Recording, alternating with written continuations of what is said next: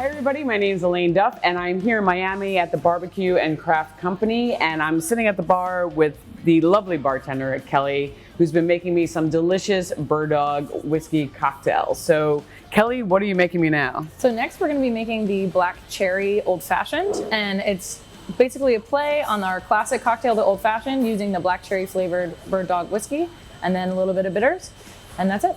I love that because the Old Fashioned is definitely one of the #1 selling whiskey cocktails out there in America, and this is such a great twist. So I'm excited to try this. Yeah, for sure. So first I'm just going to add my Big Rock. I'm going to be chilling it in the shaker.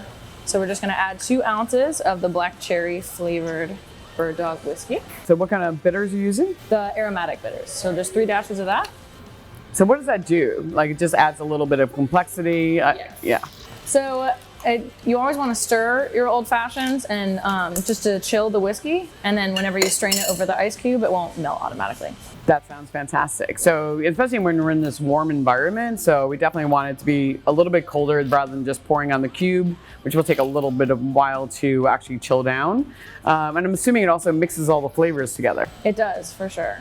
And then the good thing about the black cherry flavor is that it's sweet enough so that you don't even have to add the simple syrup. So it's like almost like the skinny Old Fashioned. Yeah. So now I'm drinking the Bird Dog Black Cherry Old Fashioned, and it's delicious. It's the best twist of an Old Fashioned I've had in a while, and it's so simple, no sugar, just bitters, whiskey, and a cherry on a big cube. It's perfect. Oh yeah.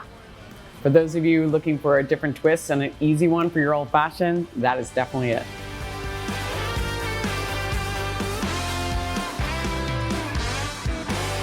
Just hop on the music.